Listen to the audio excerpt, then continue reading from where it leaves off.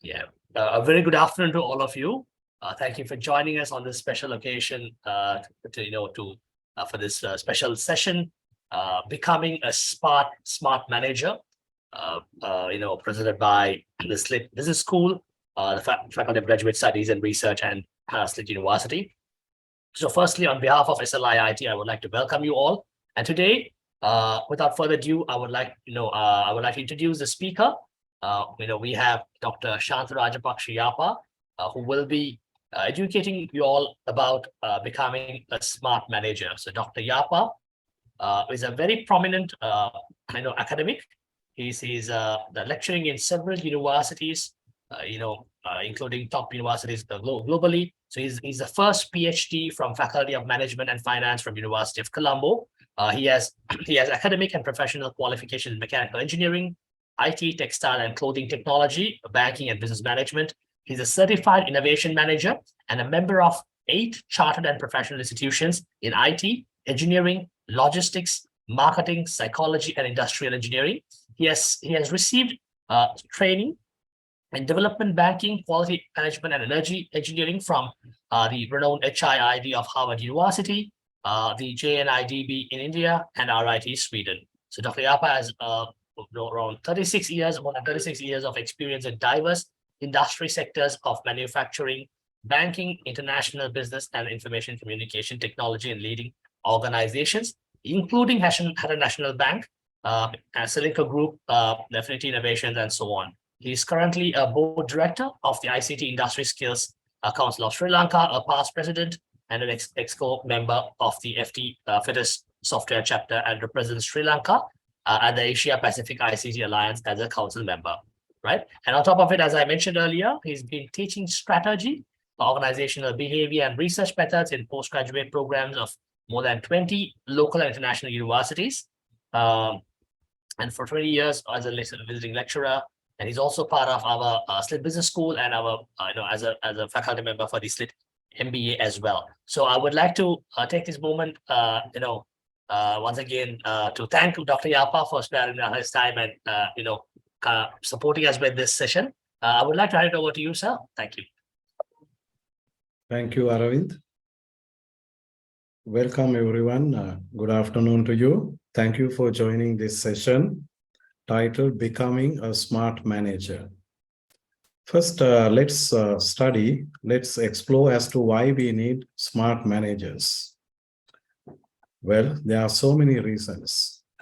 As a nation, we are not doing well. It's a known fact. I should say globally known fact.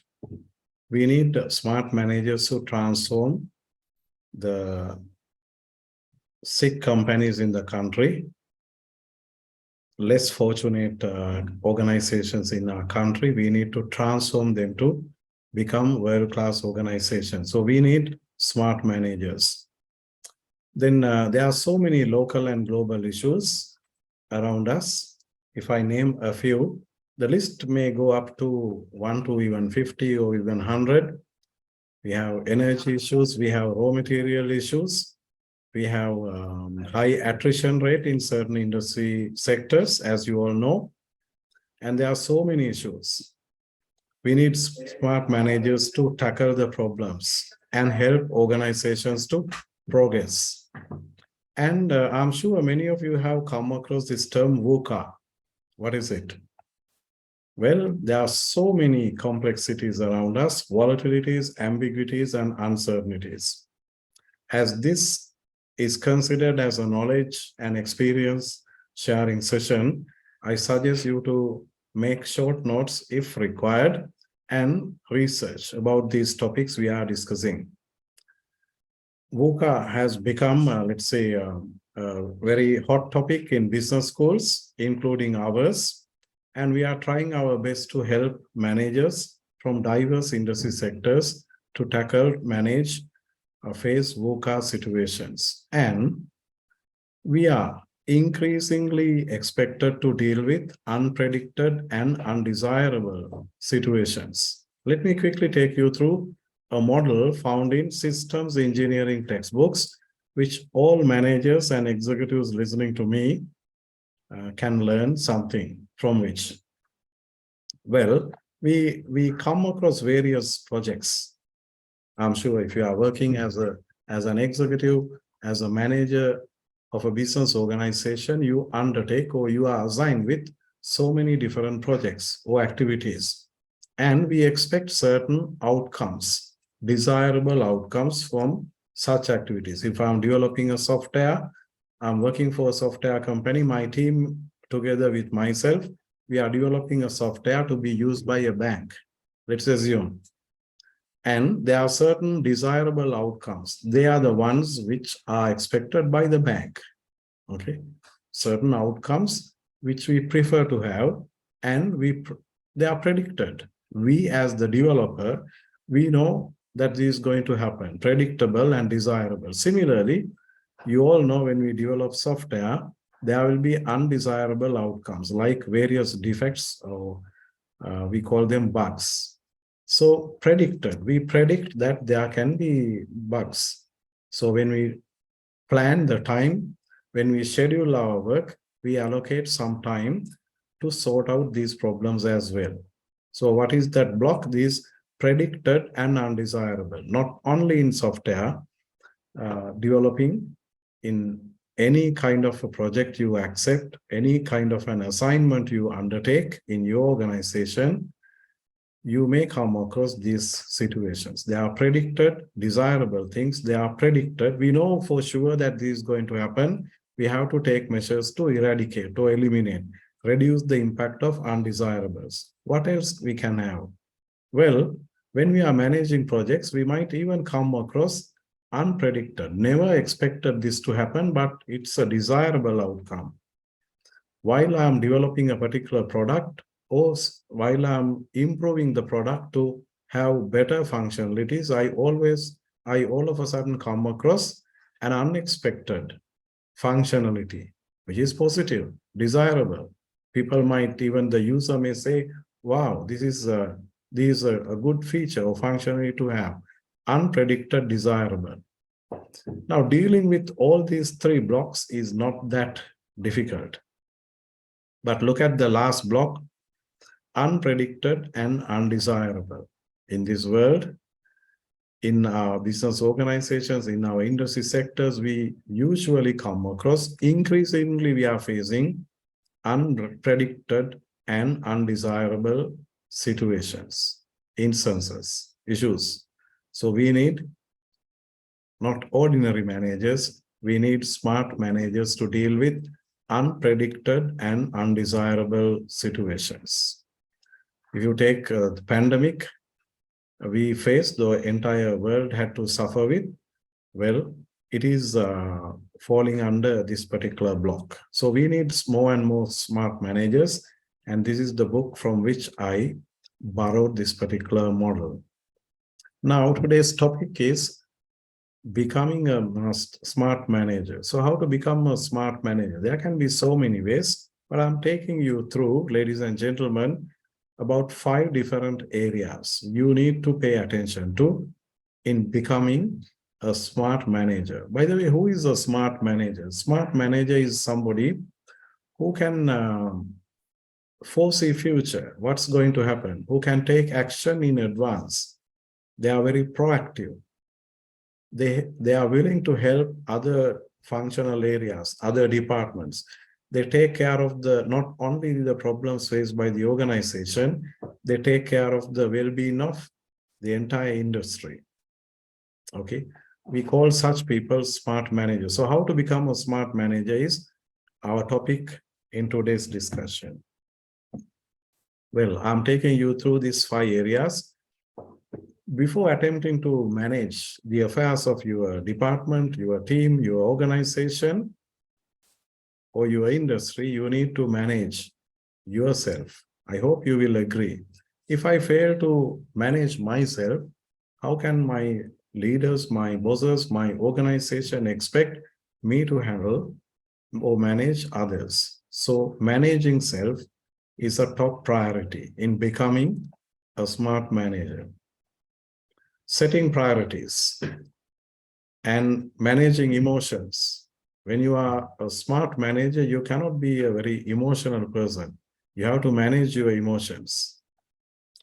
And you should always have a can-do attitude.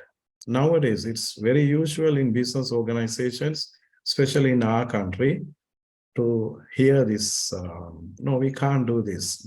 We lack this. No raw materials, no energy, or cost is going up. We cannot reduce price. So margins are becoming very thin.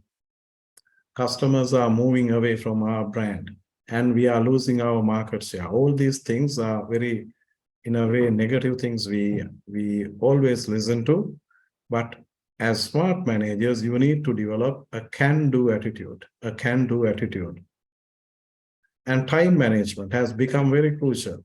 Time management has become very crucial. We are having a limited time. We have so many things to attend in our day-to-day affairs in business organizations. So how to set priorities and how to manage time, they have become important things in your journey to become a smart manager. Work-life balance. With COVID, many organizations switched to work from home mode, and many employees are now complaining. This practice has, let's say, made them workaholic. They are losing social relationships, and there are a lot of allegations, although there are a lot of positives as well. And having a vision for life is very important, and it will help you to manage yourself. You know when to start, what is to be done, which areas you need to give priority, what you should not do, and how to use the available resources in an optimum manner. I'm sure you all have come across this diagram before. Setting priorities or managing time. This is a very useful diagram or model. We have considered two important variables in managing activities. When you come to office on Monday morning or every day, if you can list down all the activities to be attended and completed within that day, if you consider how urgent these activities are to be performed, how urgently they are to be performed, and how important they are, you can develop this, you can use this model and put various activities into the 4 blocks so that you know you must necessarily, whether you like it or not, complete urgent and important activities. These activities can be your personal work, your office work, and social work, everything. You need to do it on that particular day or today. But there can be things which are not urgent but very important. If you fail to manage this particular quadrant, any activity falling into this particular quadrant, you are always in a, let's say, crisis. Sir, can you hear us? Arvind?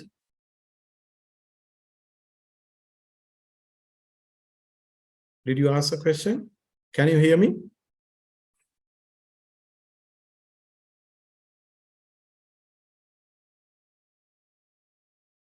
Assuming that you can hear me, I'm continuing my session. Aravind, if you cannot hear me, please let me know.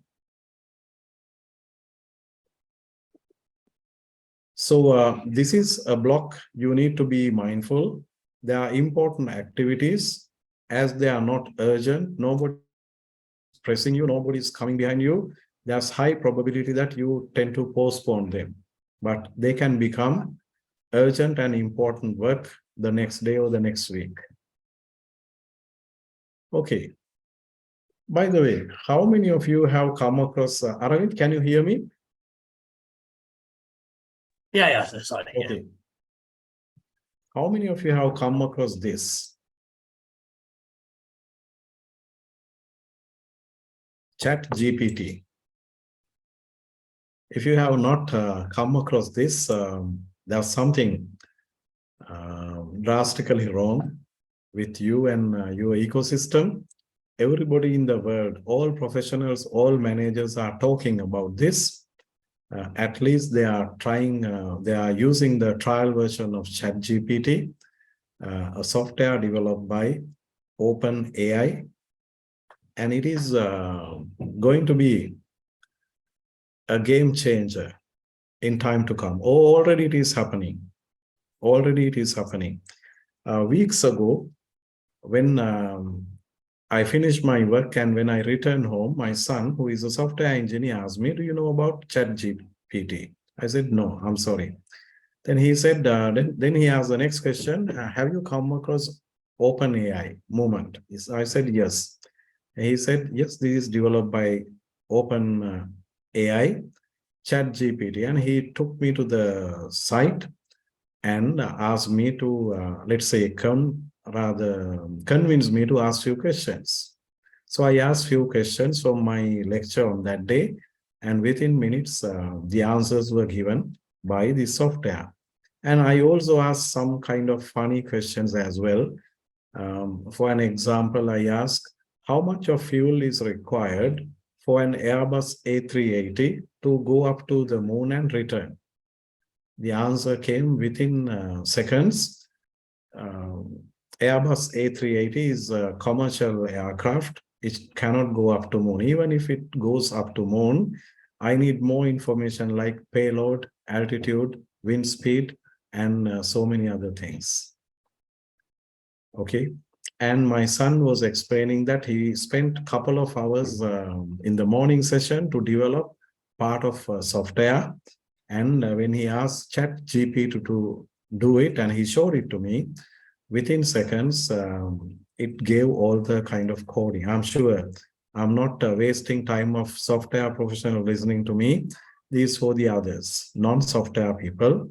And it can do coding within minutes or within seconds or within minutes in whatever the language you need. Okay, so we even tried C and Python and so on. Now, I saw day before yesterday a newspaper article which I shared with my faculty as well.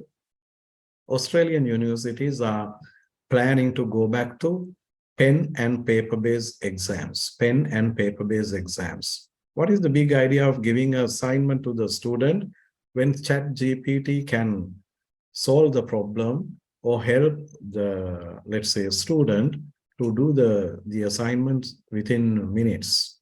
Well, if you were listening, if you were watching the introductory video clips by SLIT marketing about SLIT, there was a very attractive statement in one of those short video clips. Technology is secondary and the human brain is always will lead. Okay, so let's rely on that. Many people are afraid of losing their jobs, especially in the software industry. But I'm sure we need human brains, human thinking, and technology will always come behind.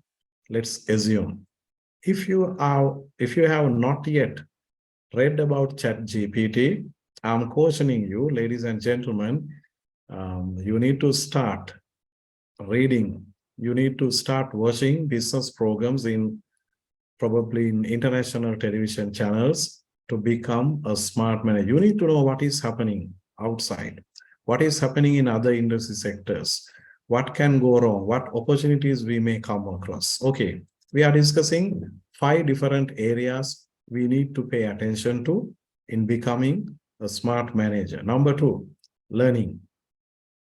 Learning is your desire to learn matters a lot in your journey in becoming a smart manager. You should have the thirst to explore new knowledge, read more and more. Lifelong learning is a hot topic. Have you come across this particular statement? You need to run faster to stay. This is found in Professor Kotler's textbooks in marketing management. Run faster to stay. And organizations as well as even professionals, managers are trying their best to stay relevant. What is it? The moment we stop learning, the moment we stop exploring new knowledge, the next day, the next week, the next month, you may become irrelevant to your department, your team, your organization, your industry, even to your country. So staying relevant is a challenge, and we need to continue to learn to be rather relevant and stay in the industry or stay in the profession. And ladies and gentlemen, you need to make learning a habit. Well, I'm going to do a quick test. If you are given permission to use the chat box, you may type your answers. If you know the answer, I'm going to ask you 3 questions. Have you come across these words, ladies and gentlemen? Number 1, greenwashing.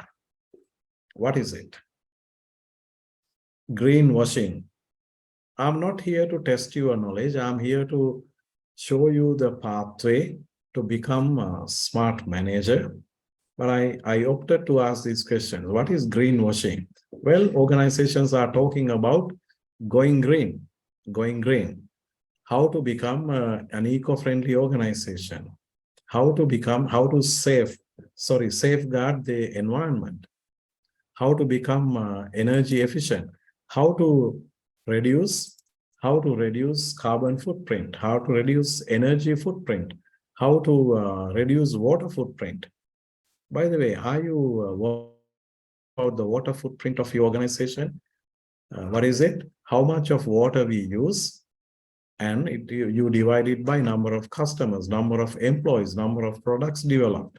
You can easily find your own way of developing or defining the water footprint. You can compare different departments. Even banks and insurance companies can make use of these concepts and practices. If you can show that your organization is the organization with the lowest water footprint in the country, there will be some customers who would come to you because you care the environment and they care about your organization. So greenwashing is some organizations show that they do various green practices incorrectly, or they come up with false statements. Actually, they are not doing, but they are trying to show that we are following green practices. Anyway, rather than myself attempting to explain to you what is meant by greenwashing, I suggest you to read. Now, these are, let's say, trending words in business organizations, not only in universities, in business organizations, in your industry. So you, as a smart manager, or if you want to be a smart manager, you need to know what is happening. You need to follow trends. You need to be able to understand the buzzwords which are coming to your industry. Greenwashing is one such word. Blue economy. Have you come across this? If the answer is no, well, you are not reading. You are not yet ready to become a smart manager. You need to start reading. Blue economy, what is it? There are organizations who are trying to explore activities, let's say, in this particular sphere, the space, blue economy, using resources available in the ocean. Is it? I suggest you to start reading. And number 3, moonlighting. What is it?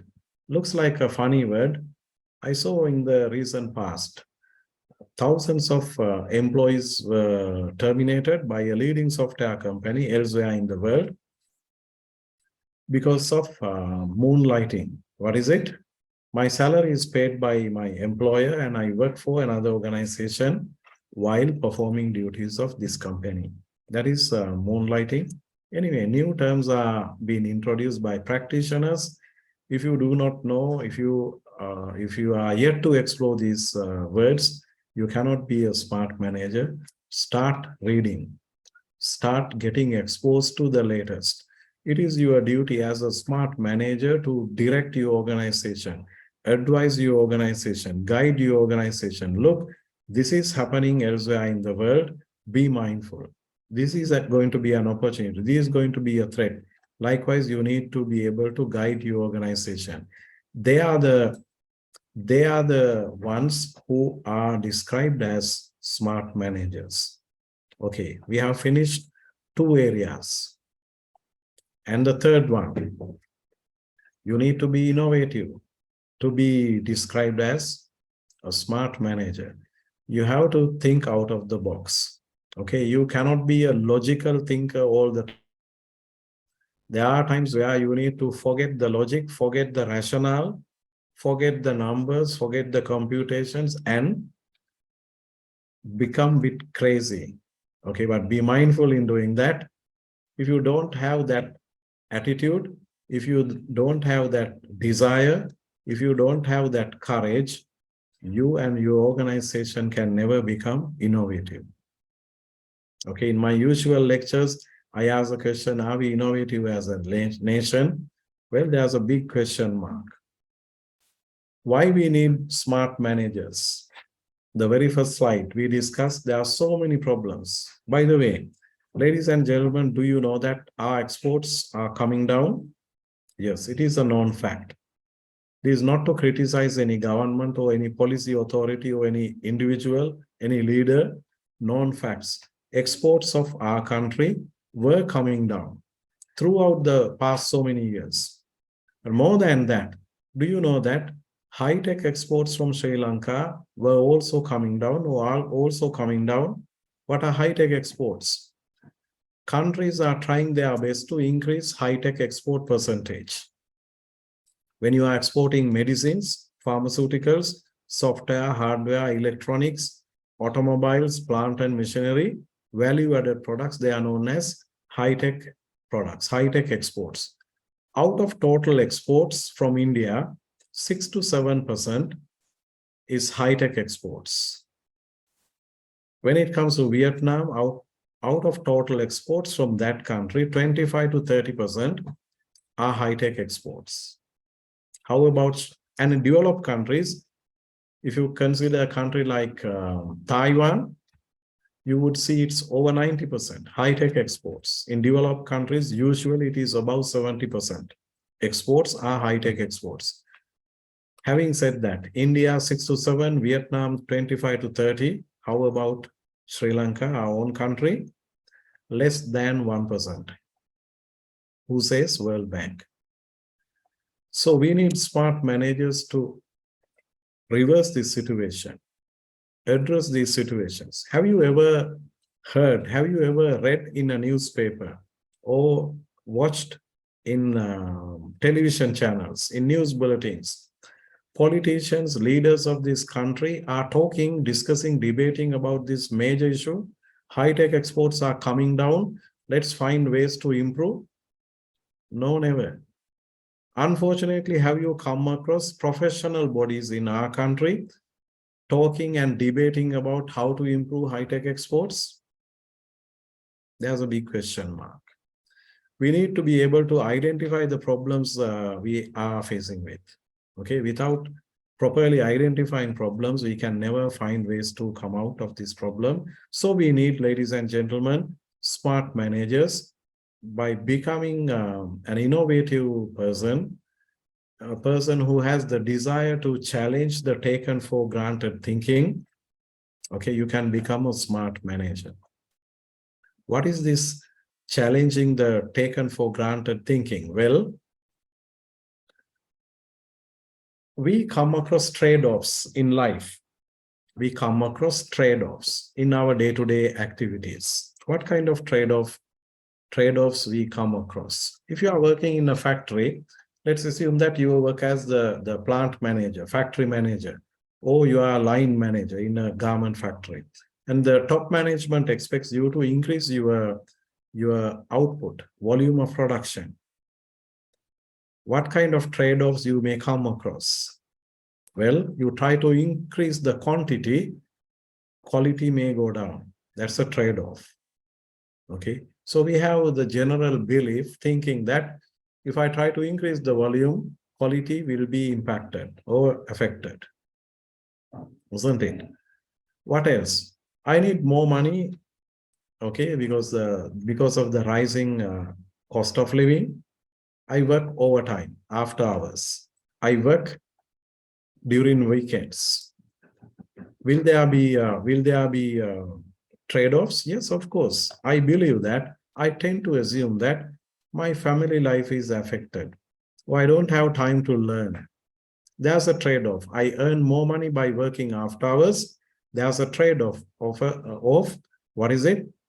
I lose time to rest, time to learn, time to be with my family, and so on. I'm driving fast. I'm late to office. I'm driving fast. Will there be a trade-off? Yes. My car engine will consume more fuel. That's a trade-off, typical trade-off. I'm not happy with the lighting in this room.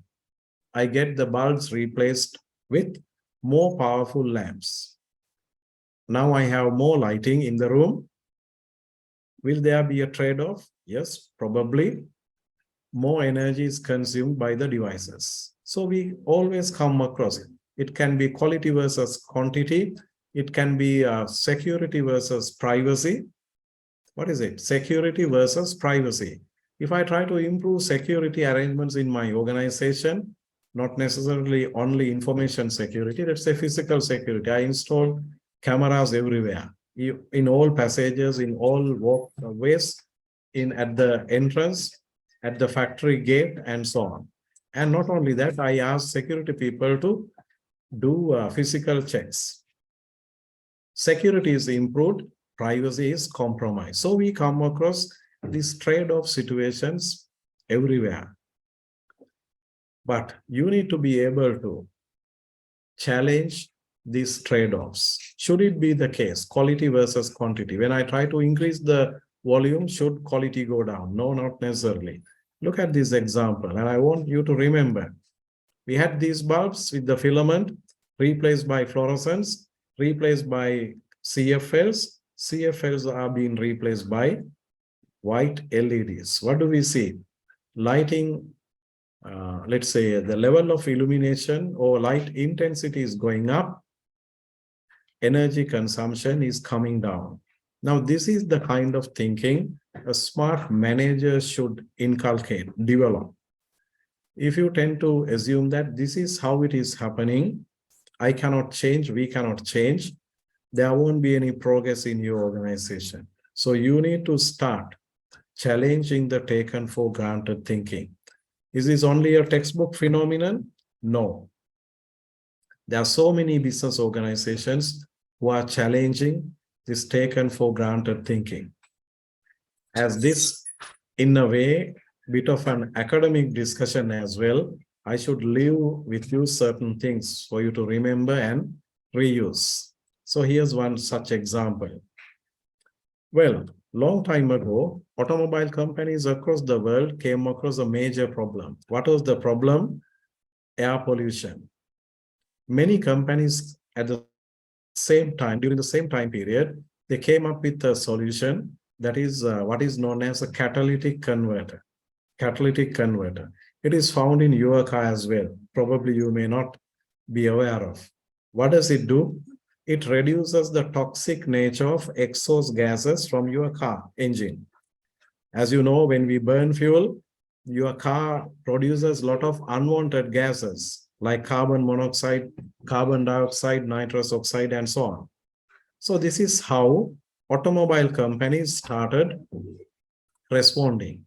They develop a device which can reduce the toxic nature of exhaust gases from your car. But one company, that is Honda, I'm not here to promote any brand, but Honda took the challenge from a different perspective. They asked the question, why should we allow the engine to produce toxic gases? Treating toxic gases is secondary. Those companies who assumed to solve the problem of air pollution created by automobile engines, we should treat exhaust gases, traditional way of thinking, taken for granted thinking. Honda asked the question, why should we allow the engine to produce toxic gases? Why can't we reduce that at the source? That's what they did. They redesigned the engine. That's a long story. We have no time. This is how they introduced the 16-valve engine to the world, which has now become pretty much standard across the automobile industry. Becoming a smart manager is our topic today. I'm showing you, ladies and gentlemen, 5 areas to pay attention to. So far, we have discussed self-management, learning, and the importance of becoming innovative on your way to be a smart manager. Let's quickly explore the balance too. Number 4, as a smart manager, you should be able to inspire. create positive energy within your team, within your department, within your division, within your organization. Not only that, if you are a smart manager, you can even inspire the entire industry. Try to be that kind of a leader, that kind of a manager who can create positive energy. This is a dire necessity right now in our country. Whenever you talk to a businessman, entrepreneur, manager, or even a housewife, we all talk about negative things. We don't have money, rising cost of living, and so many problems around us. So if you can become a manager who can create positive attitude, positive energy, share with that with others. If you can become an example, this cannot be an accident. You need to work for it. Show confidence of whatever the things you undertake. If not, please don't undertake. If you can become a trendsetter in your industry sector, in your vertical, for that you need to have self-management, you have to acquire new knowledge, you have to pay attention to learning, you have to be innovative, and you can become a trendsetter. And try to leave your footprint wherever you work. It can be a business organization, it can be a state sector organization. Try to leave your footprint. Well, before we go to the fifth point, how many Indian CEOs are there in globally known firms? If you prepare the list, it exceeds 30 by now. Top-rated global companies are headed by Indian CEOs. Why? It's not only their competence as managers, it's not only their expertise proved and shown in their own fields, because of their, what is it? Their trustworthiness. So the next point we are going to discuss, the fifth dimension we need to pay attention to. We already discussed self-management, learning, innovativeness, and inspiring. You have to be an inspiring person who can inspire the others. And the last one is you have to be a trustworthy person. To be labeled as a smart manager. What is it? What is trust? Trust is a reciprocal faith. I have faith on you, you have faith on me. It is not one way. The technical definition is, it is reciprocal faith in others' intentions and behavior. So it is obviously two-way. You need to build faith to become a trustworthy person. You have to become a reliable person. If not, if you are not reliable, you will not be assigned serious work in your organization. You will be a person who is not required by the organization anymore if you are not reliable, doesn't it? What is meant by reliability? There can be high quality products, but when it comes to reliability aspect, those products will not be selected by potential customers.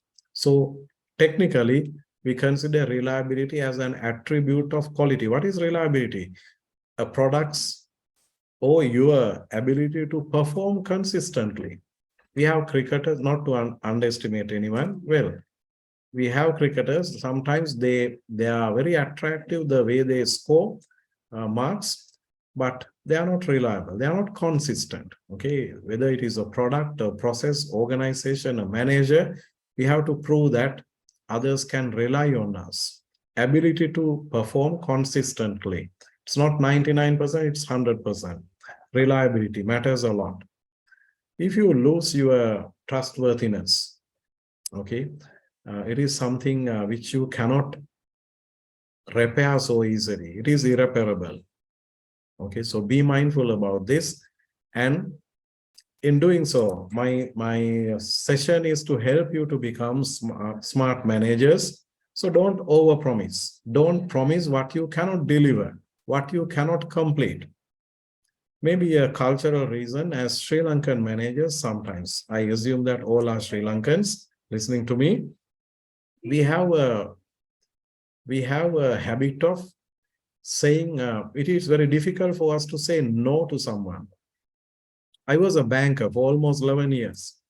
One of the things taught to me during my first 3 months of orientation in that bank, at National Bank, by a senior manager, you must necessarily learn to say no to the customer if you want to succeed as a banker. So I was wondering what it was those days, but now I realize, do not overpromise. Learn to say no, but politely and in a convincing manner.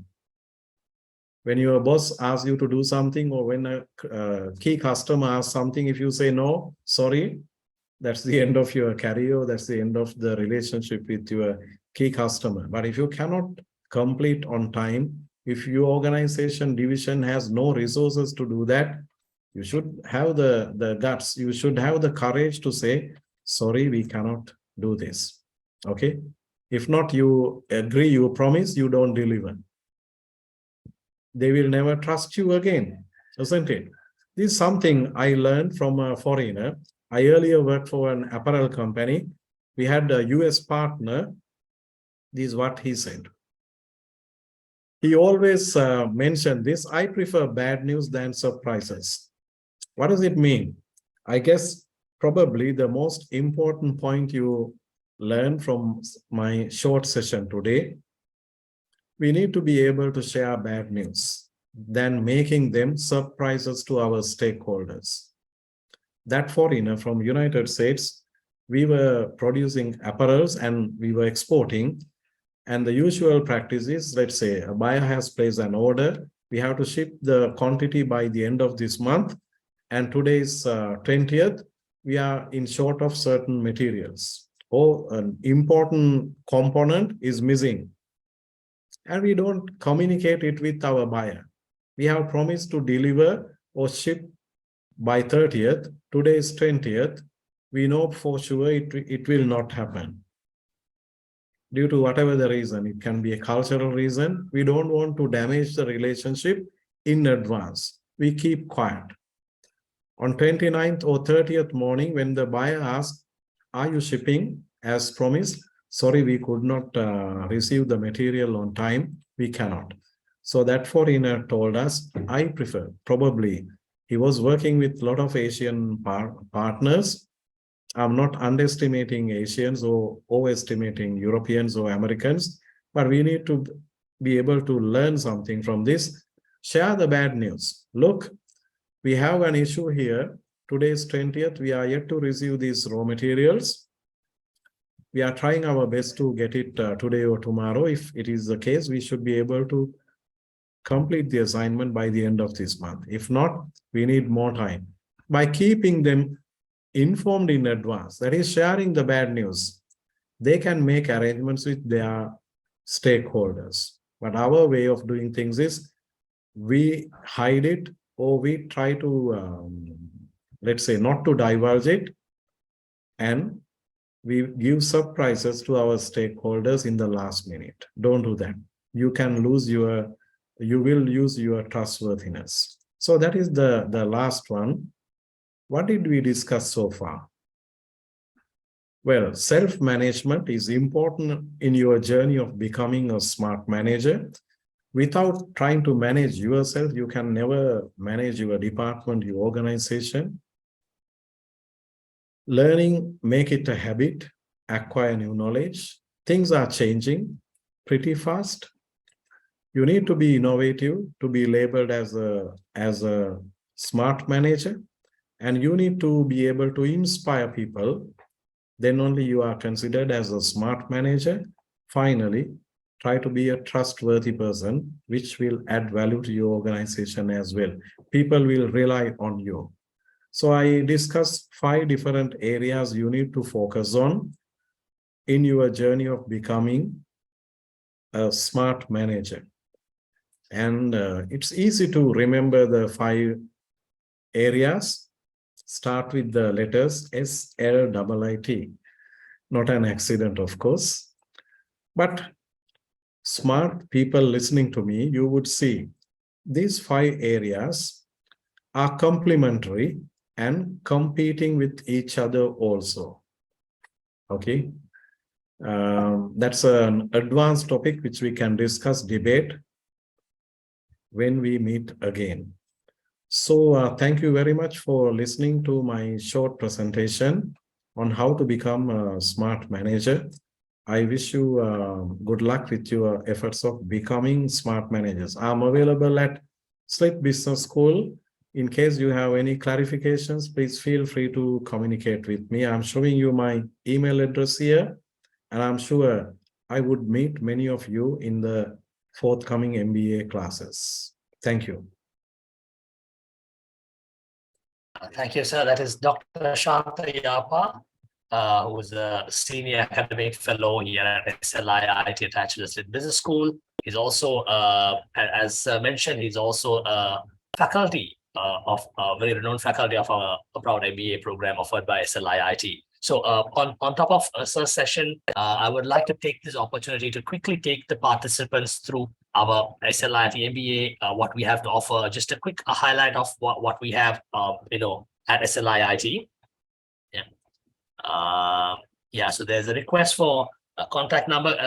Ladies and gentlemen, the participants, please be informed that we do not share the direct contact numbers of the faculty, but as Dr. Yapa mentioned, you can reach out to him via email. But other than that, you can reach out our hotline, 011-754-4801, or you will have my contact number. If anything, you can reach out to me and I can route the message to Dr. Yapa. But ideal is email communication, right? So quickly to take the participants through, at SLI IT, we have a specifically industry design level 10 MBA, which is UGC approved and Ministry of Higher Education approved. This is Slip Business School is a part of AACSB, and we are also part of Slip as a university. We are part of Association of Commonwealth Universities and International Association of Universities.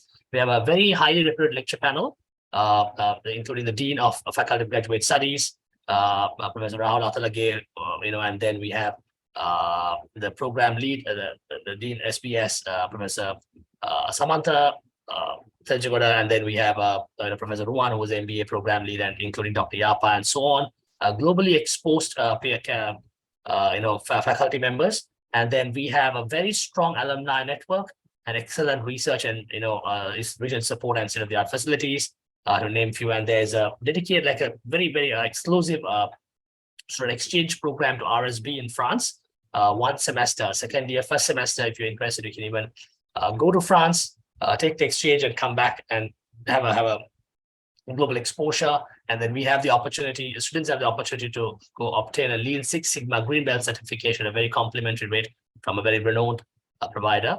Can we go to the next slide, please? So quickly, the eligibility criteria, being a level 10 program, and Dr. Yapa, as Dr. Yapa mentioned, to be to be a qualified and a smart manager, it's important that you have the academic background. So we look for the being in the MBA program, the level 10 program, we look for a minimum of an undergraduate degree. Other than that, we have the pathways. If it's a business related degree, you can directly enter. If it's non-business related degree, then we look for 1 year of post-qualification experience. We do consider professional qualifications, but it should be fully completed, mostly chartered qualifications like CIMA, SIM, and so on, ACCA and so on. But from there on, we look for 2 to 4 years of post-qualification experience, right? Can we move to the next slide, please? And so quick summary or wrap up of the the intake details. So we have 2 major intakes, January and June, a 2-year program, a comprehensive 2-year program, and the program is on Sundays, completely on Sundays. You can even attend the lectures. Usually happen online these days. You can even attend the class online and then go for the exams physically. Can we move to the next slide, please? And then we do have certain discounts, alumni and corporate discounts. If you're interested in wanting us to do a session with your company, we do visit corporates, and we can even arrange a special session for your organization. So if 4 or more people join, and there's a 20% of a group discount. Can we move to the next slide, please? And quickly take you all through the fee structure. The total fee is 650,000, all inclusive for the complete 2-year MBA. This is a globally recognized fully fledged MBA. And if you see with the discounts, usually, it comes to 520, the corporate discount with the discount. So you can even pay it in 2 or 4 installments. So the total fee without the discount, if you see, it's 162,500 for 6 months, a semester. That's all inclusive, include your exams, assignments, lab, library, e-learning facilities, online, LMS, and so on, right? Can you move to the next slide, please? Yeah, a quick summary. And as I mentioned earlier, like on top of everything, we ensure that the program is completed on time. So delivery is going to be online, lectures are available. You can even attend the class online, and exams are conducted physically.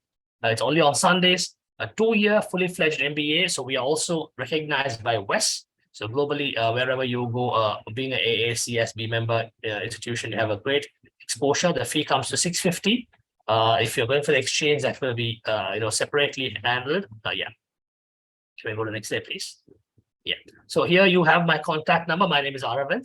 I act as the information coordinator for the MBA program. You can reach out to me on 076-497-1716. So we are actually having the inauguration for the MBA tomorrow. If you are interested, right? If you're interested, if your eligibility criteria, like you meet the eligibility criteria, we are even having, we have scheduled for a set of interviews today. If you're interested, you can even email your CV to me, right? And then a simple process of, a simple application process to be done online through apply.co.lk, which I can educate you as you speak to me, right? So I'll share my email address as well. It goes as aravind.m@slit.lk. So and you can simply text me your name, email address mentioning MBA, and I can come back to you and arrange this interview to you straight away. Or even I can even we can even get special permission to allow you for the inauguration tomorrow. Considering that you clear the interview and you're interested in joining the program, we can immediately accommodate you.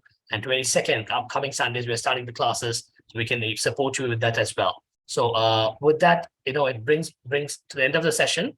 Thank you for the opportunity. Now we will open the floor. If you have any questions regarding the session or the programs as such, and we have Dr. Yapa here as well. Do we have any questions for the participants?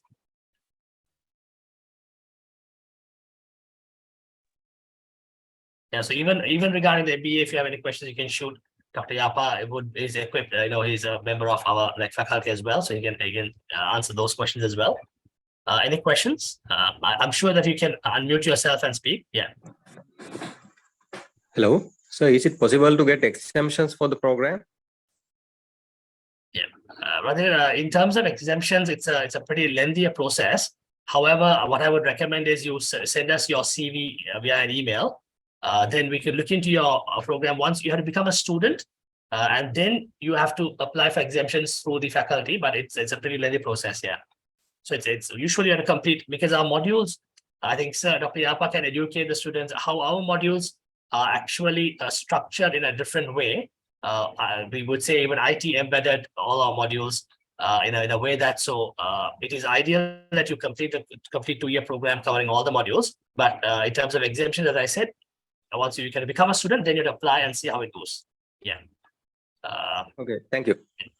Welcome. Yeah. Any other questions? And sir, I would invite Dr. Yapa to also share some insights about the modules we have in the SLIT MBA and give a small highlight to the students and the participants here, sir. Well, in the program, you would follow certain compulsory modules like basic management concepts, organizational behavior together as one module. And you will be learning accounting and finance. You will be learning marketing. Strategic management is also a compulsory module. And you follow operations management as a compulsory module. And there are so many specializations. Depending on your future aspirations, depending on your academic backgrounds and the demands of industry, we offer a lot of subjects as optional modules. So if you go through our website contents, you will come across those modules.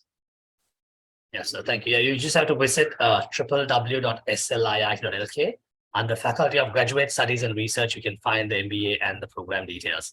So do we have any other questions from the participants? But if you have questions regarding the session or any other questions, we would be glad to accommodate. We will have the floor open for another couple of minutes. If you have any questions, you can even use the chat box. If not, we will be wrapping it up for the day, right? Yeah, Dr. Yapa, so as we wait for the next question, I would like to put it to you. Is there anything else that you would like to address the participants? Well, Aravind, I must say, although this is offered by a university, we have a very good blend of faculty. Inside the faculty, we have people who are coming from the industry, as well as we have full-time academics who are attached to SIT Business School. And some of the faculty members are invited from other local and foreign universities. And we always try to align what we teach with industry so that you can directly apply. We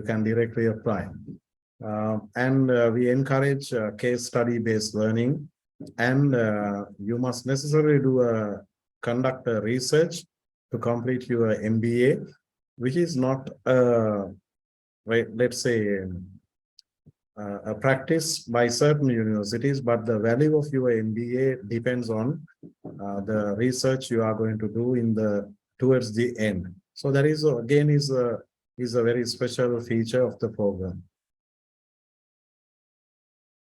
Yes, definitely. And on top of it, I think that's one thing that we emphasize at SLIIT as well. In terms of your research, on top of your overall academic pathway, we have very prominent research guidance. So we have very experts in the area of research, PhD holders, even including Dr. Yapa, Professor Ruan. The whole team has, we produce a lot of students go for high H index journal publications. So such support to whichever level you want to push yourself, we do have that support.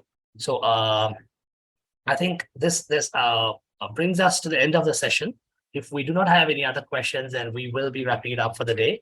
So once again, I would like to thank you all for joining for this special session.